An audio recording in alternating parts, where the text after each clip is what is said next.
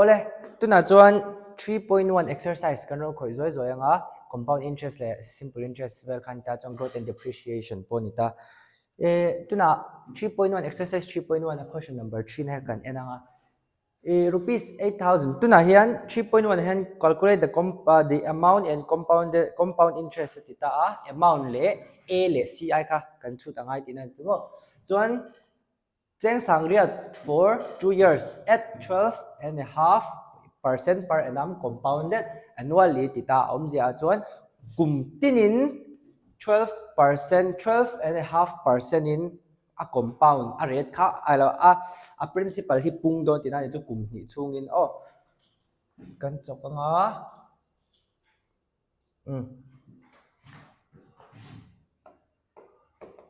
heta meron pek hi kan sum kan principal khan ita p chu rupees 8,000 chuan heta meron pek hi time khan ita t 2 years chuan heta meron pek hi kan rate r khan ita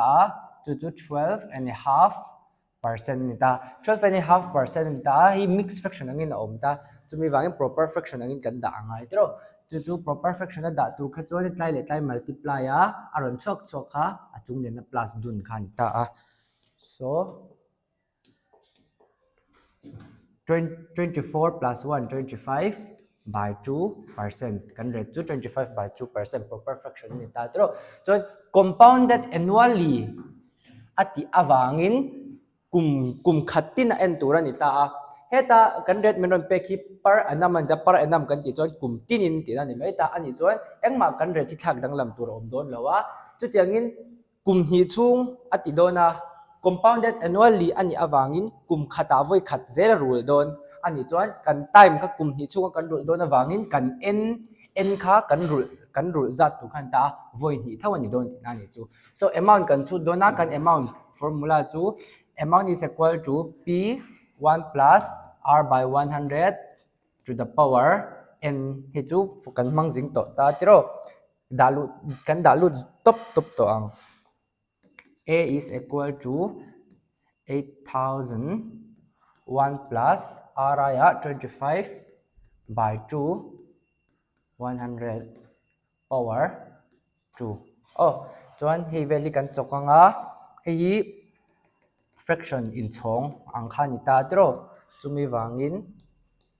8,000 1 plus 25 2 hi noya chuklanga 2 into 100 power n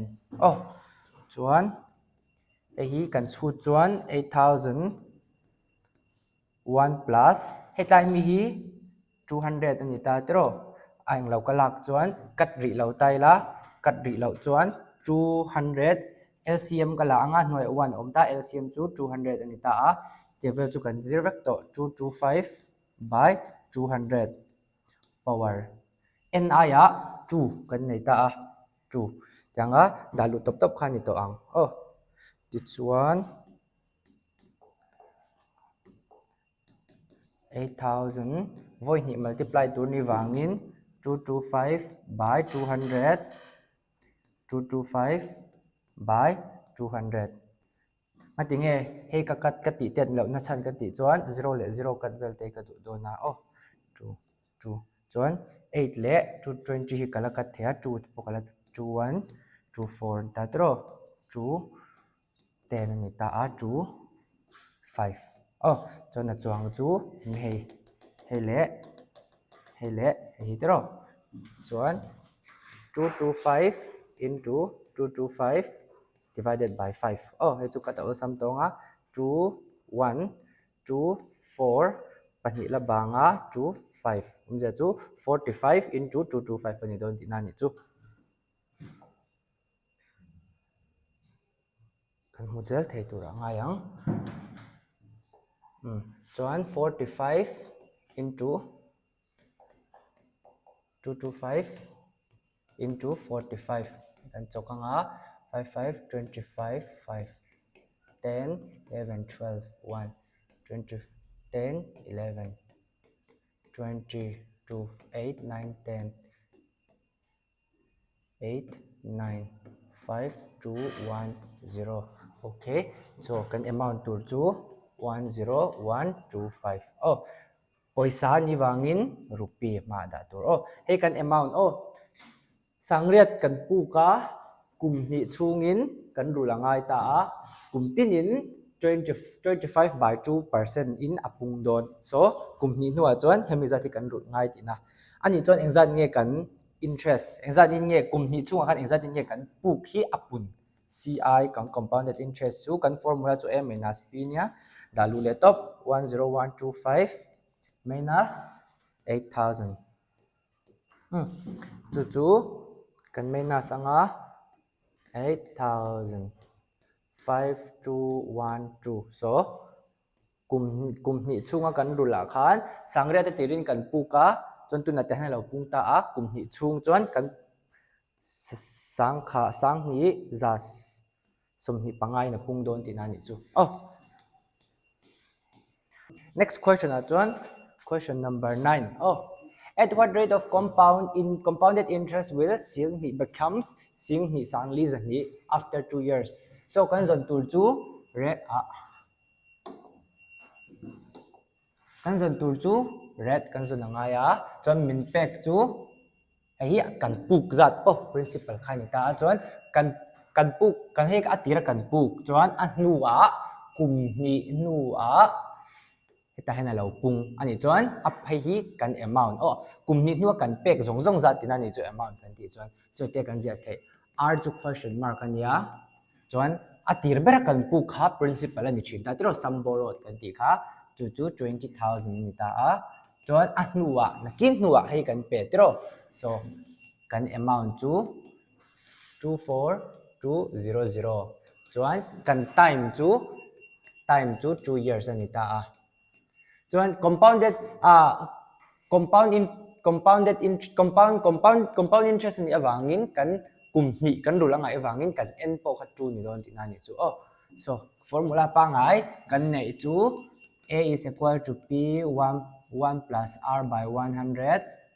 power n ni ta tro so a kan ya p kan ya n kan nei boka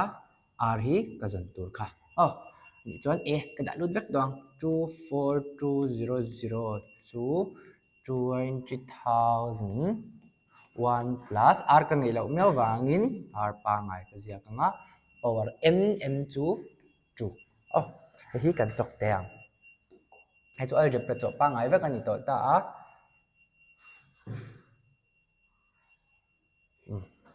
algebra cho pa ngai kan cho function ang kha ni to ta 24200 divided by 20000 chuan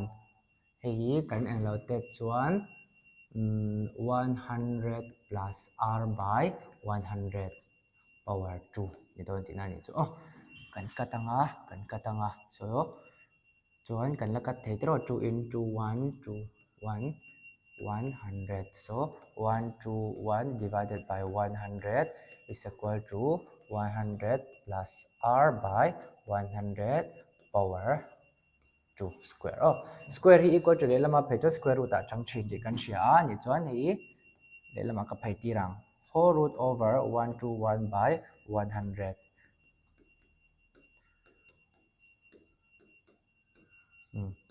chuan kan sia chu 11 square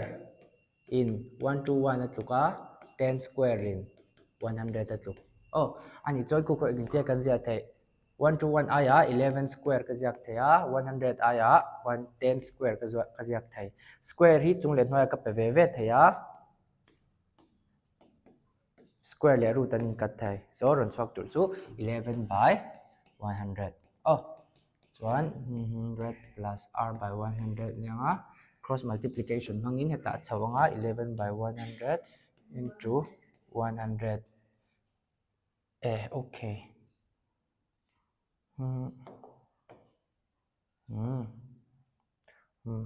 is equal to 100 plus r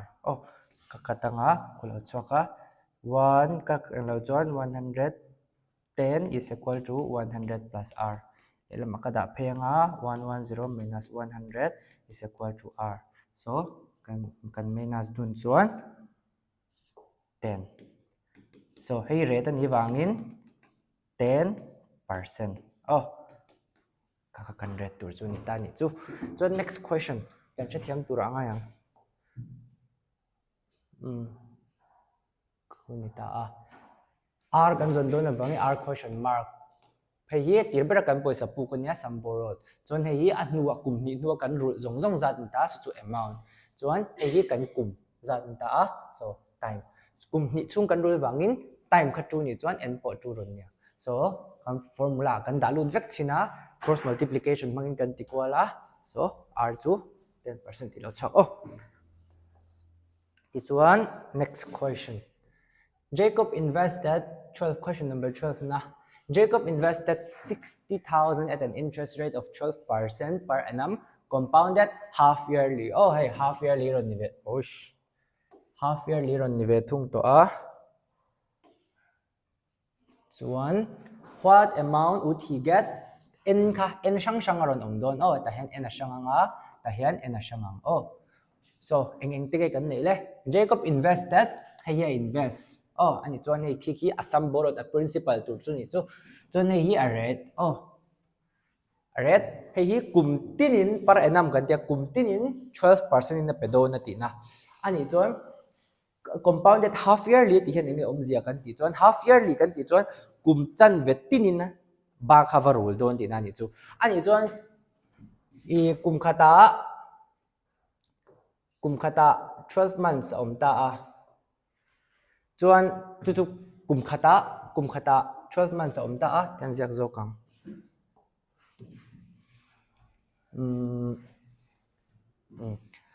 kum khata 12 months om ta tero 12 months hei 12 months oh chuan hemi kum khat par enam mati chuan kum tinin 12% na pedon ani chuan 12 month ta khan 12% na pedon ti na chuan tuna compounded half yearly ni ta kum chan vetinin ba kha irulangai an ti na ni chu ani chuan kum chan ve a chuan kum tinin 12 month a pek don chu 12% a pek don chuan kum chan ve a chuan 6% a pek angai hetiam chuan kum chan ve danga a 6% chuan hei kum khata chuan 6 plus 6 to 12 kum khata chuan 12% chu pedo a pe thau thau ti na ni chu oh chuan what amount chu tur ani ta chu kum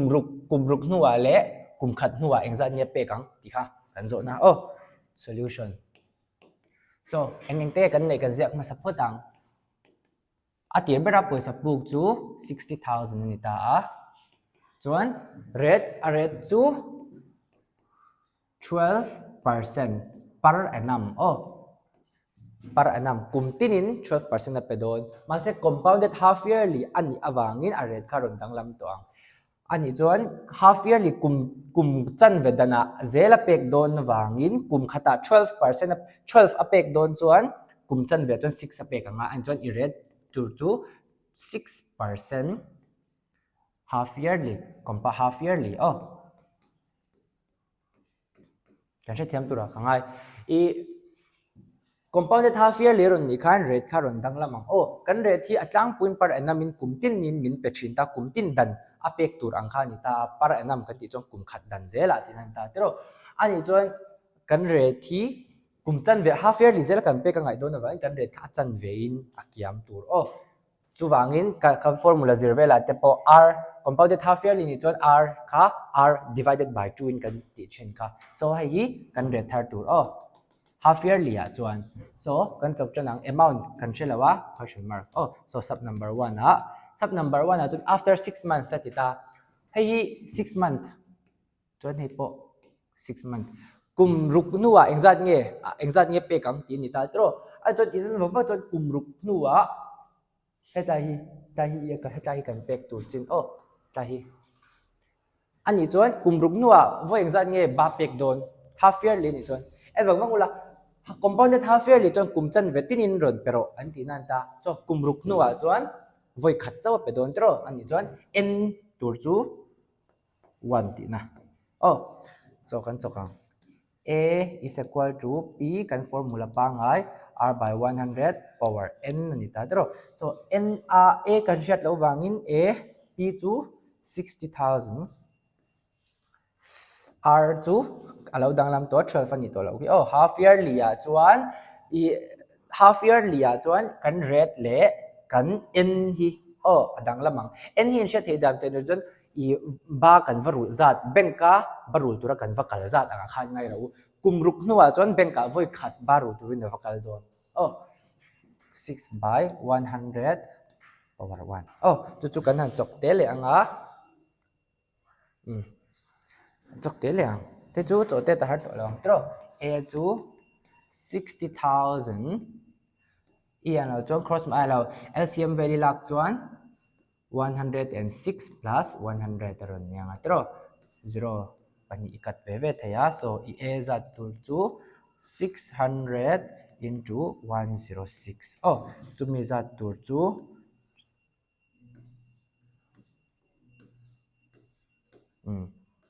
hami za thi kum chan ve nu a chon rul don tin ani chu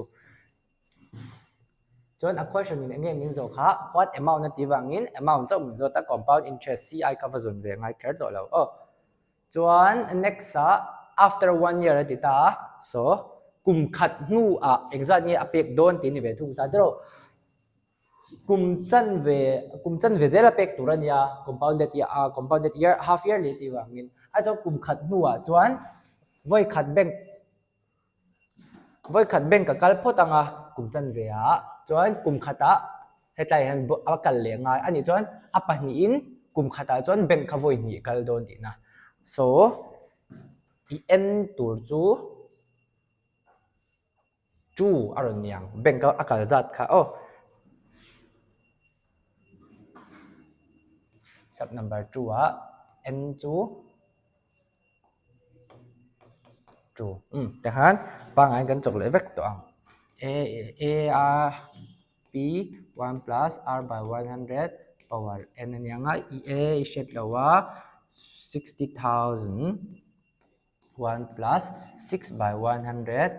power 2 oh hat te khadang alo dang lam ve to 60,000 hi cross multiplication mang chuan 106 by 100 and tatro voi ni multiply tur ni wangin voi ni ka multiply ang oh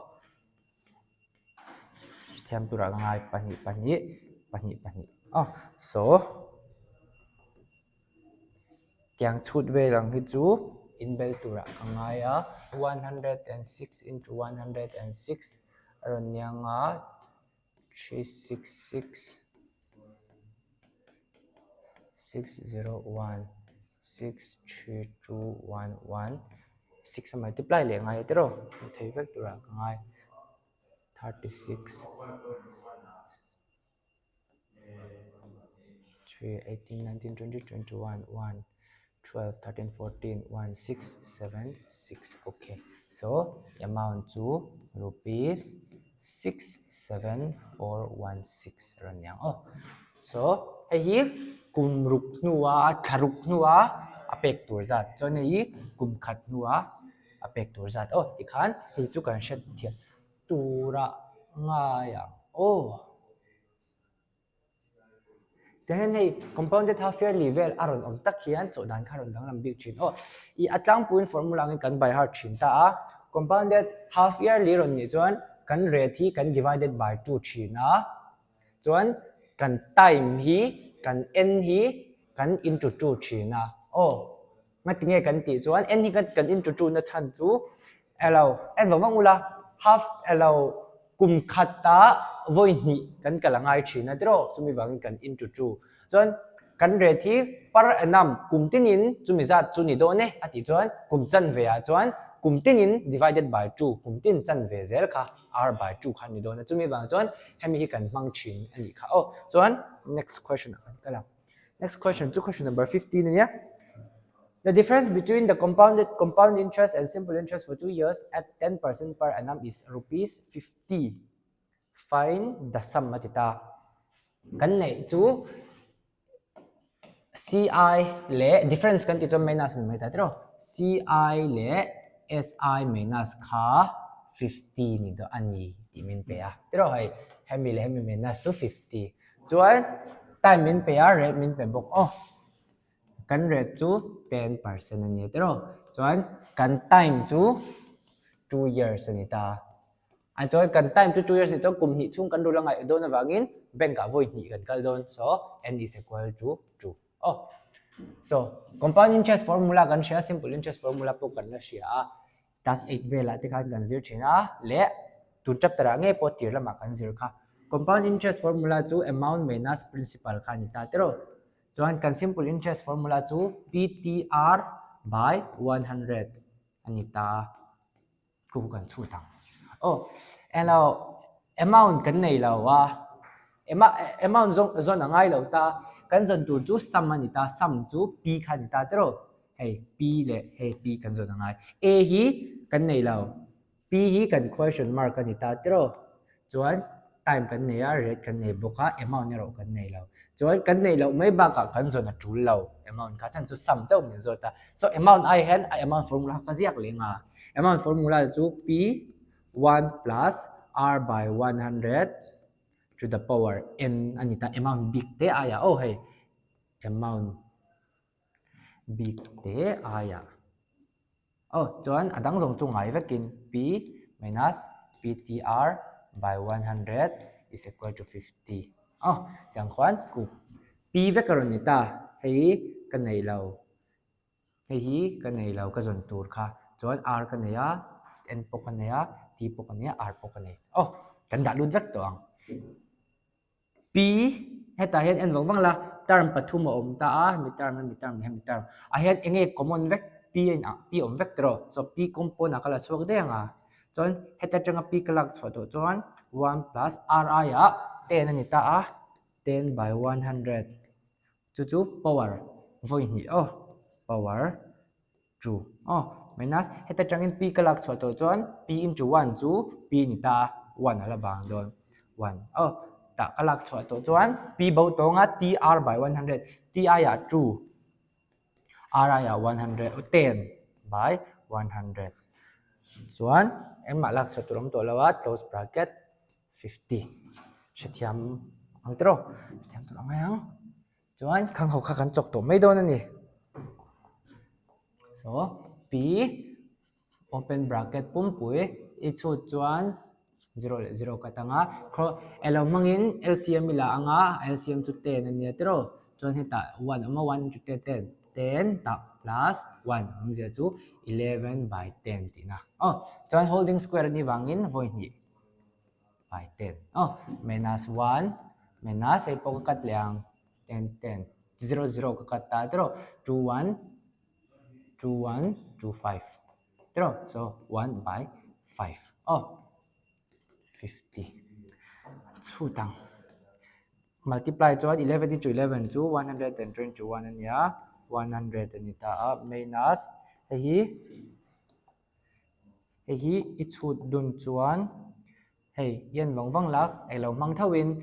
i LCM mang thawin LCM chu 5 aron nianga anwaya 1 a oma 5 minus ani wangin i plus anga 6 aron niang 250 kan thiam zelang tro chuan kan chu zelang p eta LCM chu 100 ani ta tro chuan 1 to 1 minus 5 into 20 nia 20 into 5 20 into 60 tilenga chu 120 oh kan minus anga 1 tro by 1 by 100 is equal to 50 so cross multiplication mangin hei ka hata chawanga 50 into 100 to 5000 oh elo ni miao wangin poisa ni wangin a unit a rupees oh a unit da the ngil lo tur thina tikhan kan thiam ang chu mo CI le SI minus min pe a difference min pe a to 50 oh 200 min pe boka he given how kan ziak vek pot so CI formula chu a minus p nya SI formula chu PTR by 100 nya a kha zona ngai ve lawa kan nei lo boka chumi wangin a formula dangin a formula kan zir thin ang he kan da a chuan chu te train common kan la chuaka r te p te t te r te kan da lu ta ti kan nei lawa chuan kan chok ta hi lo chuak ta a so kan answer chu kan sum chu cheng sang a oh ole chuan tikhan 3.1 chu kan lo du to kanga question pali vel kan chop ta kan retiam turanga ya e apoi mo chin chu te hang kan cover vek oh e 3.1 a khan question number 3 ka kan cover a compounded annually a chaw dan chuan question number 9 kan cover a rate kan lo milo pelo ta khata zum dan khanita chuan question number 12 kan tiboka khata khan compounded half yearly a chaw dan kan ti le a chuan 15 khatlema special dawanya te khan abak khachu nangmani ni lo ti ve thei tura ngai la chuan tuna 3.2 kan kalang 3.2 chu 3.1 nen khanin anga in an lo na om lo a athu ang kharon dang ta 3.1 chuan poisa zong kan zirta 3.2 ve thung chuan poisa lo zong in population te tiang zong number quantity zong in kan aron ti ve thung ta aminga growth and depreciation aron ti ta formula hi kan en chuan apung lam zong a growth emo appreciation lam zong kan ti kha chuan amount pa ngai kan nei amount is equal to principal into 1 plus r by 100 power n ti kha kan ni ta kan formula chuan depreciation ani ve thung kha chuan 1 plus ni to lo 1 minus kharon ni ve thung tong oh ai ang vek chun tuna a question kan chok chana nga he poi kan chok hem don lawa 3.2 question number 6 a kan end chuan if the population increases at itatro increases at ya ani chuan growth om don tina so kan formula man tur chu ma is equal to p 1 plus r by 100 power n oh growth increases at email wangin growth om tina ta pung ani chuan he kan ma oh no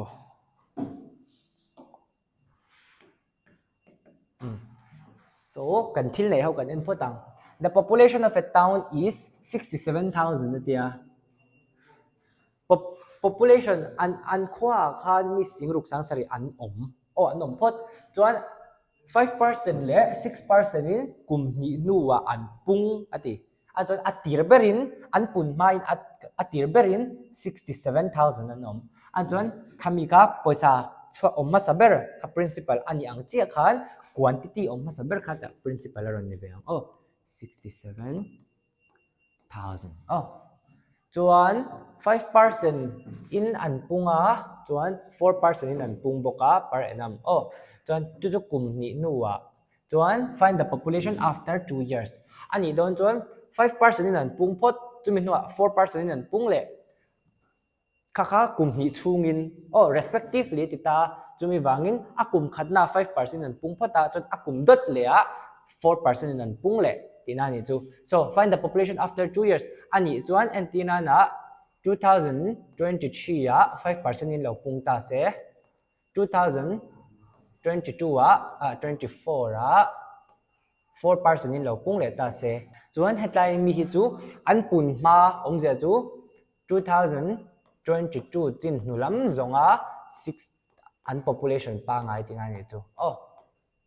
in shi thiam am 2022 chuan hemi zatilom ta se akum khatna 5% an punga chuan akum dot le a 4% an pung le a ani chuan kumni chung khan after 2 years kumni chung khan hemi plus hemi hi an mani after 2 years population tu tinani chu oh so an pun meo wangin hemi formula kan mang don chuan i 2022 a hemi zathilon ta se 2023 chuan 5% an pung don ani chuan kum khatna kan tina ni chu so tian kan tiang after 1 year oh kum khat nuwa kan rate tur chu 5% chuan kum khat ani meo wangin time chu 1 year oh so chu n kan ti khan ni ve thau don tina ni chu ta chuan poisa ang zong kan soi lem lo a so an chu tang kum khat nuan punza tur chu a 67,000 1 plus 5 by 100 power 1 oh an chu tang a LCM milak chuan hethe hi u anwaya 1 a oma LCM chu 100 achunga 100 plus 5 alo oma chu 105 by 100 voi khat chau ze angai oh power 1 0 0 0 0 ka kat thaya so ka multiply dun ngai chu 670 into 105 oh multiply dun tai la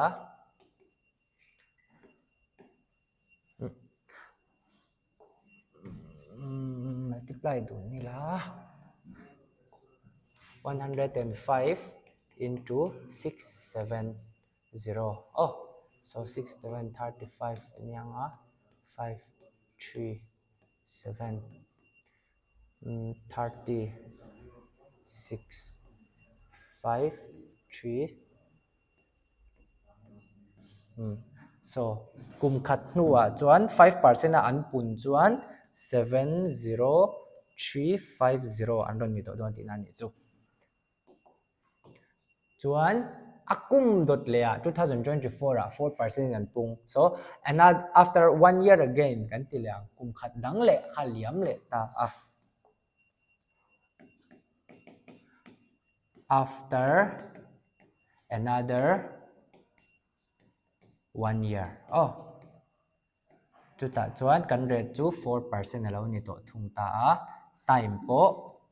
kum khat an iwangin 1 anianga so kan n po 1 ani don ma se ta tak hian chian a confusion thina chian tur chu 2018 and 2022 2022 khan 67000 lo ni ta se chuan 2023 a 5% in an pung ta a tro 5% an pung chuan hei 2023 a an population tu ti na ta 70350 chuan 2024 a 4% in lo pung ta se kan ti ta kan principal a khan hei wa man to tur ni lo oh hei hi kan mang tong achan chu after another 1 year an ta hei hi kan bul chan na tur ni vele heta tangin 4% in an pung oh ani chuan kan principal third tur chu 70350 kan che thiam pura nga ya oh ti khan kan chok vele to e punna ni meo wangin 1 plus kan mang le anga 70350 1 plus 4 by 100 power 1 ti khan kan chu tanga 70350 and chuan LCM and my 1 oma so 104 by 100 oh kan katang hey 5 multiple even tatro 5 2 5 1 2 la banga 4 chuan heta hei hemi to pi a divide he wangin 0 7 oh tan thami taki divide in thiam no chuan va anglo chin tur heta divide table a root over tan jate divide table a khan ti chin tur oh so 2 1 2 5 2 so an multiply dun tur chu 1407 le 52 niang tro so 148 to 35 0 5 6 7 4 6 1 3 7 oh so kan amount tur chu 73164 ani don ti nani chu ti khan en chuan hei hi kan amount hei hi after 2 years nuwa nga tinge chan achan chu 1 year nuwa hemi hian an punga chuan another 1 year nuwa le khan omja chu hemi changa kan en chuan yen wangwang chuan kumhni lian to torai kum khat kumhni ani chuan hemi chu 2 years ani don tin an chu hemi changen achan chu hemi changin kan chu chana kumhni nuwa chuan hemi zati an ron ni don tin ani chu kum khat nuwa kan chu ta hemi hen lo punga kum dang le nuwa hemi hi kan principal mang to in ai principal kan man ni oh ani chuan thenan ron pung le ani chuan atir bera kan nei atangin ta hian kumhni nu ni thawi oh 1 year kumhni nuwa thenan ron punga so hem hi kan answer tu chu oh next question a chuan question number 10 kan khoyang oh 3.2 question last question ani dona I question pani chau kan khoina chan chu ni chin khan question number 6 kan khoi ta tro question number 6 khan anglo growth min pe a appreciation khata khan formula man tu ka plus ani kha o chuta chuan achung adang ho zong zong growth omna shim shim kha chu ain ang vek chon tu na depreciation kan khoi ve thung anga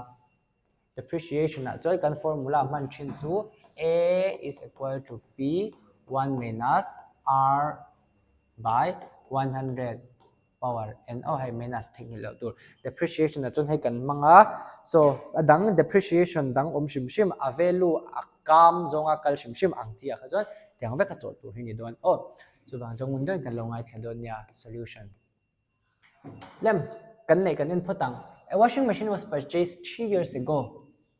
so time 3 kan nei tro t to 3 years n kan la nei lo oh chon ego chon 4 kum thum a tir berin poisa ju singkhat manania chon kum thum nuwa ta hena kam tha tro ani chon a tir bera poisa a tir bera aman zat chu hemi hi chon poisa omma saber thin kha principal ani kha so principal chu cheng singkhat oh chuan kum thum nuwa hemi hen akam tha an chon nuwa ani chu a nuwa ani chuan amount oh poisa om nu nung zo ka amount zel ani kha chuan find the percentage so kan zon tur chu r equal to question mark oh chuan par enamani miaw wangin kumtinin achuak don angani ta tro so time ka 3 ni don chuan kan n chu 3 ni ve don tina chu kumtinin oh so kan da lut pop pop to ang kan alawa kan formula hian a ya 7290 kan anga p ya 1000 kan anga 1 minus r kan nei lo miaw wangin r pa ngai to pin n ya 3 oh kan chok pop pop ni to mai ang jong he chu so 7290 by 1000 10000 to 1 minus r by no ai LCM kan la thei tro LCM 1 ni ta LCM chu 100 ni ta 100 minus r oh power 3 0 la 0 ka katanga chuan cube hi equal to lelmak phei tir chuan cube root a chang thin ka oh so cube root whole cube root of 7 to 9 by 1000 rồi ni don thang ni chu cham ti chuan loss of exponential and power kha kan recall chuan a by b whole power c chuan ac by bc tuk oh chuan shading tour class 8 vela kan mangna sa ve in ka sha square nen I cube root of 3 kan ti chuan power zo kan ja don chuan power 1 by 3 oh chuan square root of square 2 ti kan ja khangai lawa square root of 2 kan ti chuan 2 power 1 by 2 oh om je chu root thau shim shim hi power angin kan jak thei ti na ni chu so hei te po root hi a te kan jak thei a power a by b holding root ani wangin 1 by 3 ti na so chu ka pe chawang a power 1 by 3 b power 1 by 3 tro om ja chuan cube root of a by cube root of b tiang ka jak thei ti na ni chu oh kha loss of exponential and power ni ta ke ma kan chiang to lo ni chuan introductory video khan kan soya ta khan kan va en let ton ya oh so hei angkin mo ka ja thei ka ti chuan tang ka jak thei cube root of 729 divided by cube root of 1000 oh 100 minus r by 100 cham chuan kan hriat chu 9 into 9 into 9 9 is 37 729 ani ta tero chuan hei hi om chia chu voi thum ain ang che che multiply ni wangin 9 cube oh chu tiangin 10 into 10 into 10 chu 1000 ni ta voi thum ai nang che chen ni wangin 3 cube so ten ka jak thei na ni chu cube root of 9 cube divided by cube root of 10 cube pati thei na ni chu chuan cube root le hei kan cancel thei kha kan cancel thei chan chu kan hriat chu cube root of a ka ti hian a power 1 by 3 disin kan soya chuan hei a hian cube lo nei ve ta se ani chuan a cube of 1 by 3 ti nan ta a lots of exponential and power mang chuan i multiply chuan 3 le 1 by 3 multiply chuan 3 by 3 nia 3 by 3 le 3 kat chuan power 1 kan ziak ngai lo khatian che khan ni mai kan chian to lo chuan ve an non che ti chuan hi 9 by 10 alo ni ta tro 9 by 10 100 minus r by 100 so hi kan da chho thei tro 9 into 100 by 10 to 100 minus r hei le hei kan katanga so multiply chuan 90 100 minus r minus r ka du lo r chau ka du r hi positive ni se ka du r hi le lama ka thon phe nga 90 zo khi le lama ka thon phe le lama phe chuan plus r ron nyanga 90 hian plus ania ya le lama phe chuan minus 90 so kan r value tur chu 10 percent ani wangin rate ani wangin percent tikhan hi depreciation kan cho chin dan pa ngai ni ta adang depreciation dang ho zen kan in ang veka tun case chuan rate kan zong ani mai tikhan 9.3.2 chu kan zau